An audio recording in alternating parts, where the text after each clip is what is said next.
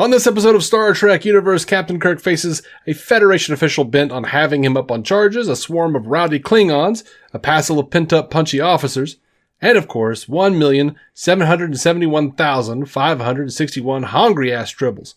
We're heading to Deep Space Station K7 to have a drink with Cyrano Jones and review Star Trek 213, The Trouble With Tribbles, right after these words from those undercover Klingon agents.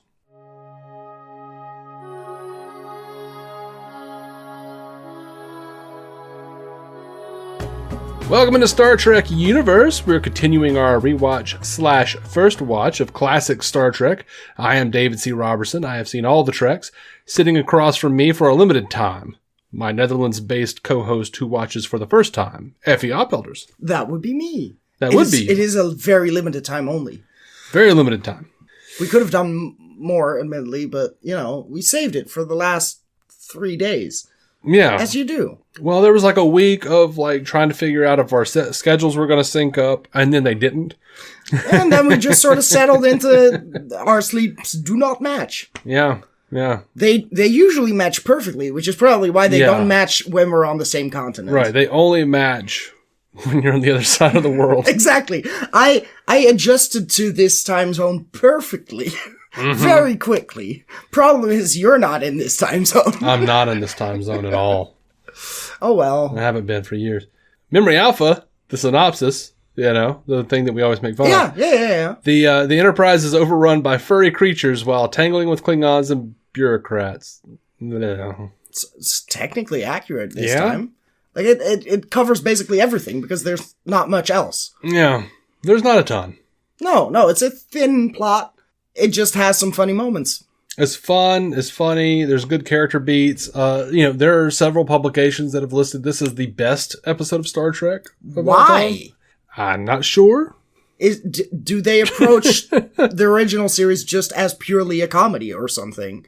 Is that nothing beats this? I don't know. I don't know if they're adding in how iconic it is because I guess.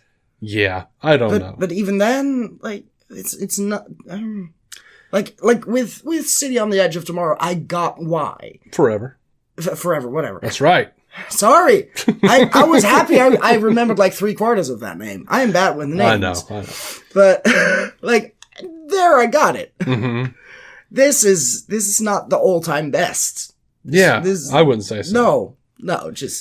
However, my favorite episode of Star Trek is an episode of Deep Space Nine where they go back in time to this episode and they're in the background. Oh, that's very fun. Of this episode. That is very fun. There's the scene where Kirk is covered in tribbles and they keep falling out of the thing. That is timeline wise because Captain Sisko is up inside of there just scanning them and throwing them out. That's lovely. That's lovely. Because it did not make sense why they just kept jumping. Yeah. We don't see them jump much, but yeah. And we do actually know. We find out here. We will find out in a second why they kept falling in the real world. Okay. But anyway. By the way, triticale. It's not just a fun sci-fi thing. It's actually a Canadian grain from the 20th century. It's a real thing. So quadrotriticale, they actually... I figured they didn't make up that history, because they went pretty deep on that end, and then, added a quadro before it to make it fancy. To make it sci-fi. Yeah, exactly. Now it's sci-fi. Yeah. Now it's unreal. So I do like that they're, amidst the comedy... There is an undertone of this Klingon Cold War happening. Yeah. There's been an Organian treaty. It's an episode about, there's a basis of politicking. There's politicking and how foodstuffs come into play with resources and how trying to get a property or a plot of land, or in this case, a planet, Sherman's planet. Don't know who Sherman is, but sure. Goofiest ass name for a planet ever. Gotta name your planet. I do love how 60s sci-fi that name is. Oh, very. Yeah. There was this fella named Sherman, you see, and he flew out there. He saw it first. He flew out there with a spaceship and he staked his claim. And Sherman's instead planet. of, the planet now being named Sherman as well, that would be too obvious. Yeah. He's not that big of an egomaniac, so he just named it, this is my planet. Mm-hmm. Mine, Sherman.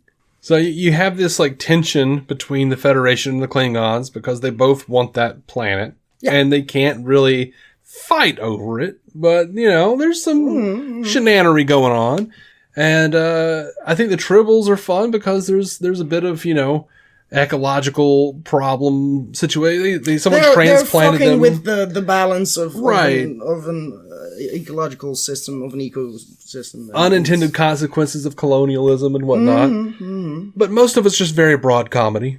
Like, oh my god! Most of it is just we have a lot of fluff balls, and we'll cover Shatner in them.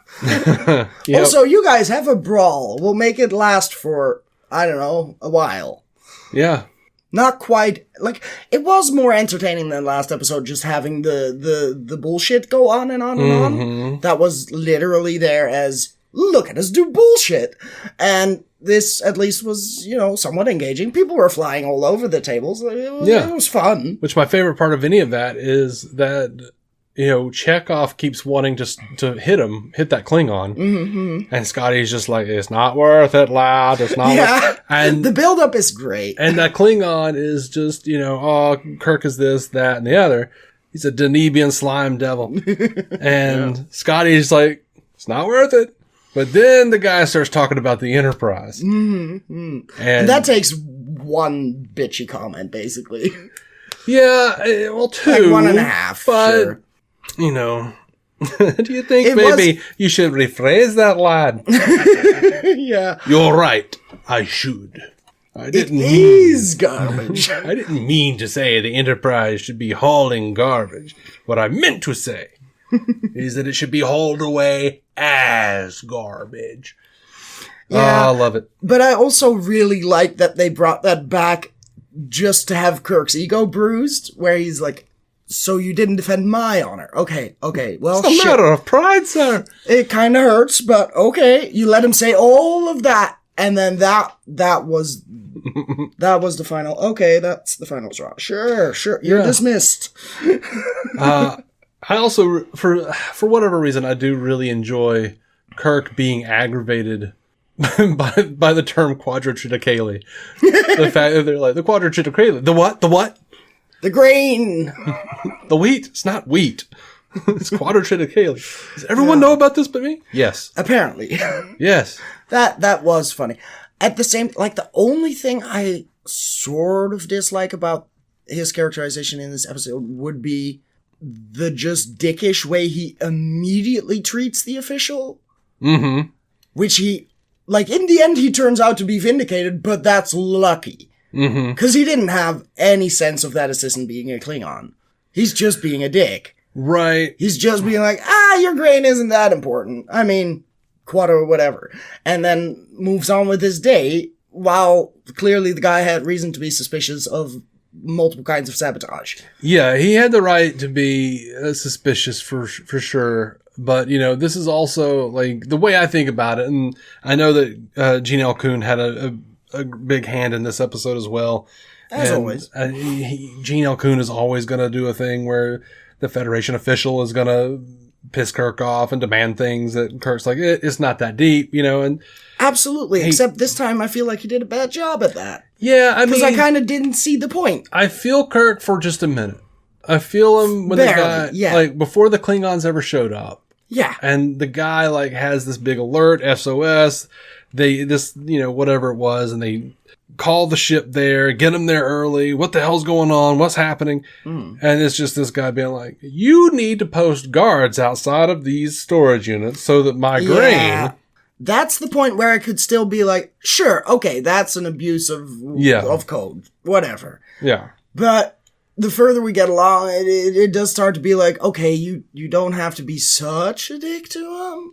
I don't know. There was a point where it was just like, okay, but now there are indeed Klingon soldiers, and okay, you're giving them each a guard, I guess, just to hang. Mm-hmm. But I don't know. He seems Kirk seems too lackadaisical about the implications of potentially not guarding it well enough. Yeah, from a story standpoint, fitting in with the rest of Star Trek, I do agree with you on that. I think, Kirk should have cared a bit more and been a little more invested in this planet that is apparently very integral Absolutely. to whatever the Federation is doing. So, yeah. From a comedic standpoint, Oh, of course. someone's got to be the angry straight man. Yeah. It's just There like, has to damn be it, a everybody's being ridiculous. What did you think of William Campbell's return to Star Trek? Did you recognize the main Klingon? Who's Apparently not. My dear Captain Kirk.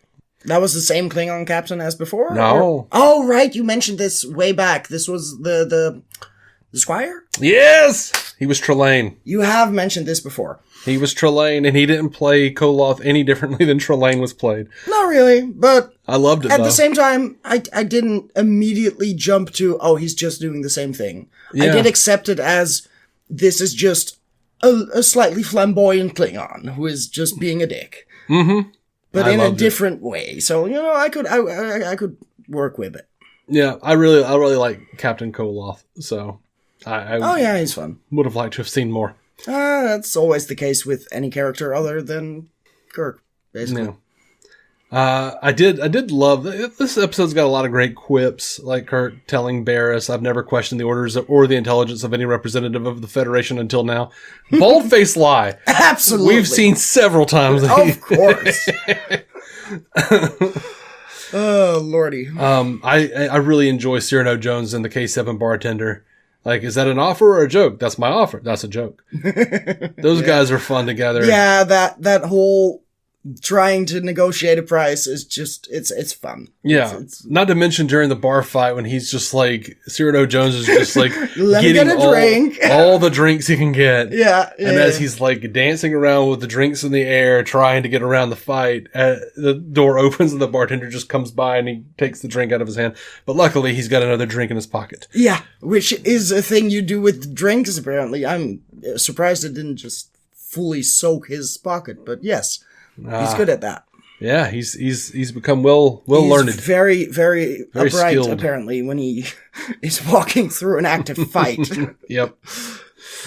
I did enjoy the Spock bit where he's like, "His trilling seems to have tranquilized the effect on the human nervous, or seems to have a tranquilizing effect on the human nervous system. Fortunately, of course, I am immune to its effects." He's like sitting there stroking the Trouble, and oh, sure it does, Spock. His human half is not at all relaxed. One of my favorite quotes, and this is one of those things. It's like, I don't know why it's one of my favorites. It's one of the things that's also very prevalent in the DS9 episode where Barris is like, "Kirk, this station is swarming with Klingons." And he's like, "I was not aware, Mr. Barris, that 12 Klingons constitutes a swarm." It's like, such a dick. Yeah, he is really being a dick in this one. I mean, not that he hasn't been a dick before, to be fair, but, it is, sometimes he makes it hard for me to be on his side when it's just like, okay, you're trying to make a joke, but just to be a dick. But sadly, I do think that's when I like Kirk the most, is when he's just being a cock. It does fit, I guess. Yeah. I don't think I've ever really noticed it before. Maybe I like it better when he's being a dick to, like, his crew at the end, to Spock, to McCoy. Mm-hmm. Like, that sort of ribbing, that seems friendly in nature, and this just seems like flipping you the bird twice, but verbally. Yeah. He just doesn't like bureaucrats, though. Especially Which those I get, who, but... abuse their power. A bit of dialogue that I'm not sure I ever noticed, but I caught this time. I've probably noticed it before, but the whole exchange between, or the very beginning of the exchange between Scott and Chekhov, where he was like, "When are you going to get off that milk diet, lad?" And he's like, "This is vodka." "Where I come from, that's soda pop. No, this is a drink for a man." Now, I do always remember, the only bit I ever remember is him saying scotch. It was invented by a little old lady from Leningrad. I always remember that part.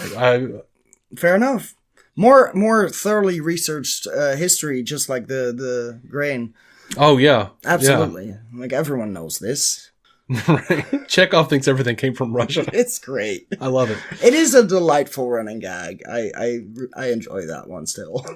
Mm-hmm. Another great line from Barris and exchange from Barris and Kirk. In my opinion, you have taken this important project far too lightly. On the contrary, sir, I think of this project as very important. It is you I take lightly. Yeah, that was the one where I was probably like, oh, come on. You're so mean. This is just to piss him off. Work together, damn it. Be a professional. I love this line. People have disrupted stations before without being Klingon agents. Sometimes all they need is a title, Mr. Barris. See, that one is better. That one's about something. Yeah. I don't know. You didn't really love it? You liked it okay, though? I liked it just fine. That's like the one nitpick where I'm like, oh yeah, Kirk was kind of just kept butting heads throughout just to kind of, that was comparatively the least funny bit to me. Here's the thing they did in the episode, though, that they slyly, I think they realized Kirk was just a complete asshole to this guy. Mm-hmm. So they had Barris have a little comment in there about like, oh, you wouldn't know about the grain, but this, and then Spock just like, already tired of this dude, pulls out his dick and is like, look at this. I did the calculations on my cock. And you already know, I know all the entire history. Had it tattooed on like the third vein. And oh my God. That was fun. That was absolutely like, that is what we have a Spock for. Yeah. So but I think like they did that just to be like, to set him up as an ass from the beginning. Yeah, to get us on Kirk's side. Yeah. I am just not consistent, I guess, because like midway through, I was like, okay, sure, but he has a point now despite being a dick. Yeah. And that's where, became more complicated to me. But generally, it's just a fun romp of an episode, because you got some brawling, you got a bunch of furballs. Mm-hmm. You got, I don't know, the mercy of having 2 less years of physical labor as opposed to 2 more years of fucking prison. I don't know. That was sweet of them, I guess. Question mark. Sure. Also, it's very unclear where he's supposed to leave them. Just also transported them somewhere. Yeah, where the Klingons are gone. Like he's gonna murder them. They're all gonna be rotting in space. Yeah, well, Cyrano not all of them. Cyrano might actually try to sell them.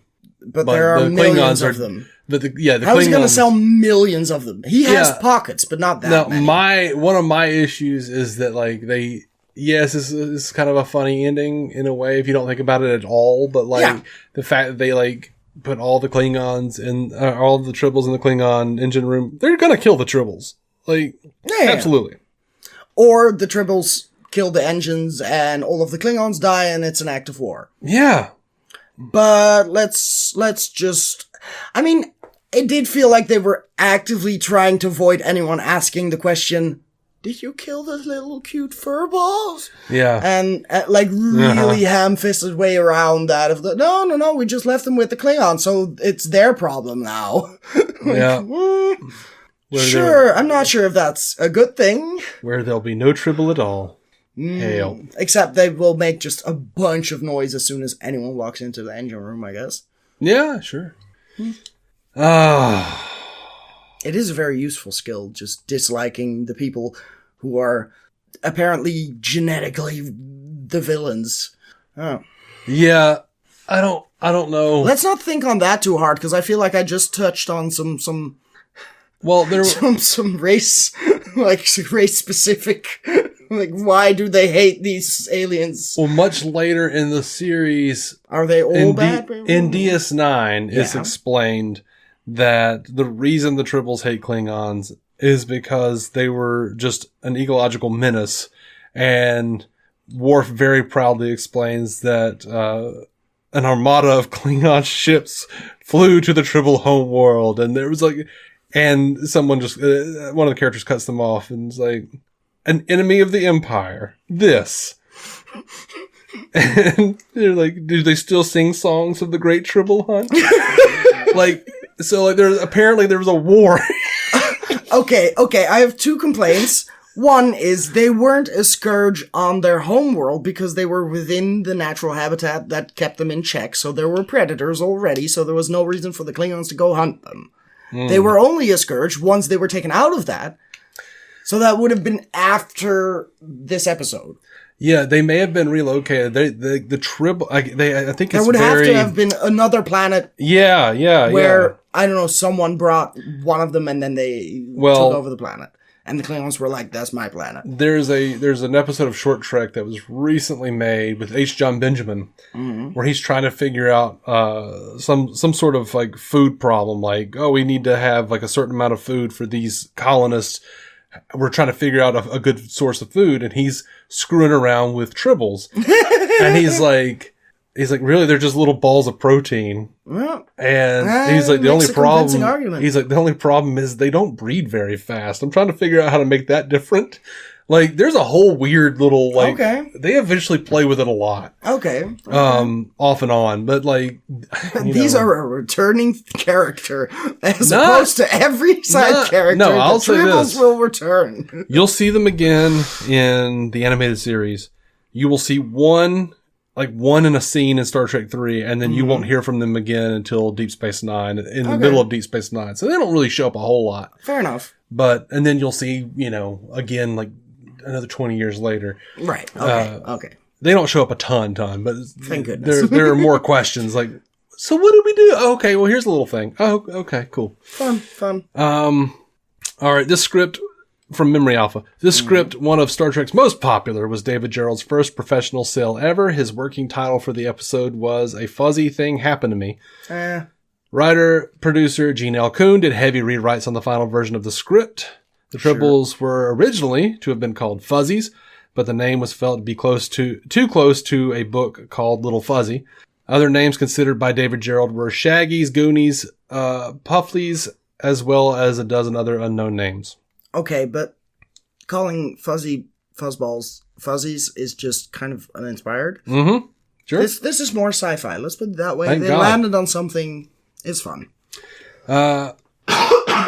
While the episode was in production, Gene Roddenberry noticed that the story was too similar to Robert Heinlein's novel, The Rolling Stones, which featured the Martian Flat Cats. Too late, he called Heinlein to apologize and avoid a possible lawsuit. Heinlein was very understanding and was satisfied with a simple mea culpa by Roddenberry. Oh, that's nice. Yeah.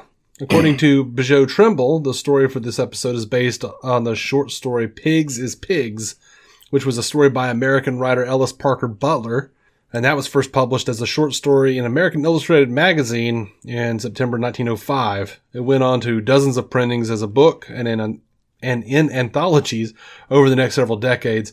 Okay, so we have two possible sources that predate it, and nobody knows what those are anymore, besides as it relates to this episode. Now, the plot of The Pigs is Pigs is a railway agent, Mike Flannery, wants to charge the livestock rate for a shipment of 2 guinea pigs and refuses to accept the lower pet rate, saying pigs is pigs. Flannery believes that the guinea is an indication of the pig's national origin.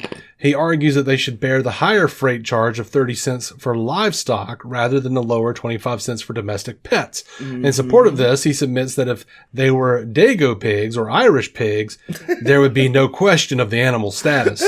Because the customer refuses to accept delivery, Flannery is forced to feed and house what he now called the Dago pigs in his office. When he eventually receives instructions to accept the lower price, he discovers that the customer has moved. He is then instructed by his superiors to return the pigs to the company warehouse. By this time, the guinea pigs have reproduced exponentially in Flannery's station house.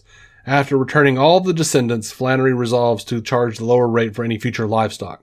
The rapid reproduction of the guinea pigs and their near overrunning of a facility is mirrored by the Martian flat cats in the Robert A. Heinlein novel, The Rolling Stones, as we mentioned earlier. In a note to David Gerrold over the similarity of Star Trek's Tribbles to his flat cats, Gerrold claims that Heinlein wrote to him, "We both owe something to Ellis Parker Butler and possibly to Noah." Right, yeah, okay. I had to think, which Noah? Oh, that Noah. Yeah. Well, I guess. It's a clever little joke. I mean, in what I haven't read it in a while, but were they breeding on the boat? I thought they left that until after. I mean, you can't tell animals when they're going to have sex. No, but also, there's loads of less believable stuff in the Bible. Come on. Really, is there are, like, within that story even, there are loads of scientific impossibilities, and we're just gonna be like, no, they were definitely fucking those animals, they were breeding. Why not? 'Cause space constraints. Oh, I don't know how big the thing was supposed to be. That's actually in the Bible.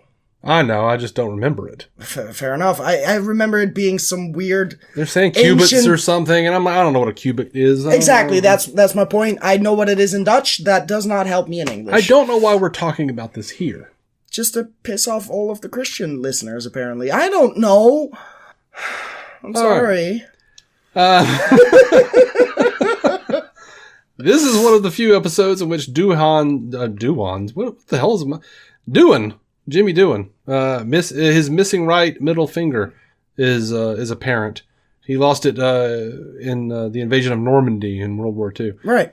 It can be noticed, as he carries a large bundle of tribbles to Captain Kirk, complaining that they're in engineering. Huh. I had not noticed. Let's see. This is actually one of the few times in the series, apparently, that Scott and Chekhov have a conversation with one another.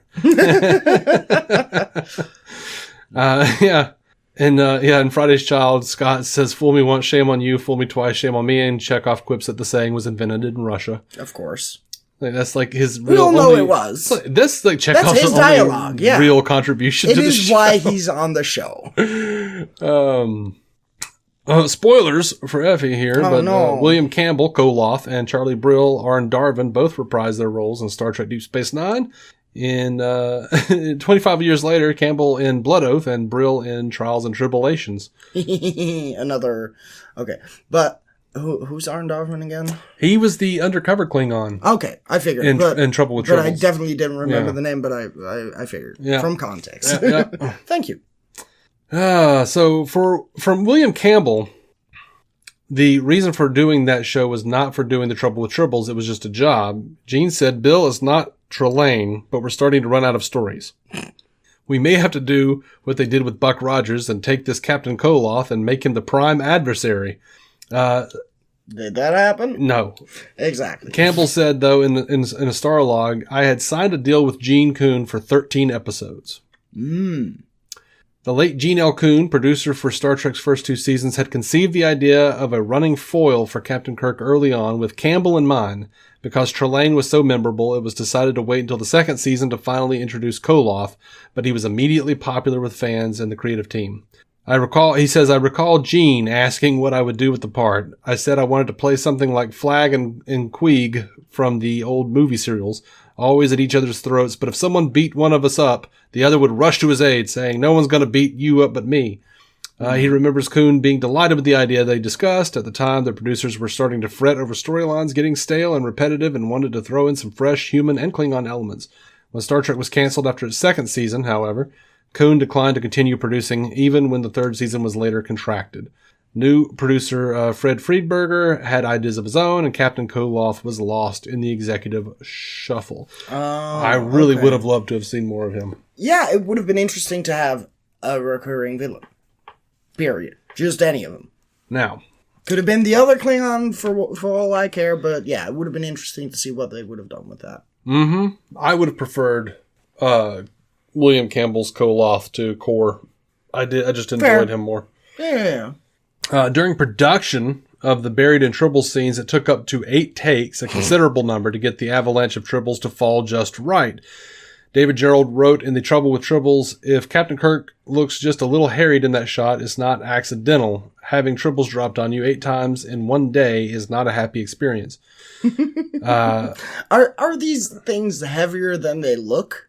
There were a lot of them. I doubt they were too heavy. Well, I don't know. Some of them did have little motors in them so they could move around. Right. But I doubt they would have thrown those at his head. No, I don't know.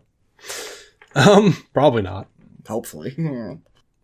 So DS9 Trials and Tribulations later established that the continuously falling tribbles hitting Kirk were in fact thrown by Ben Sisko and Jadzia Dax.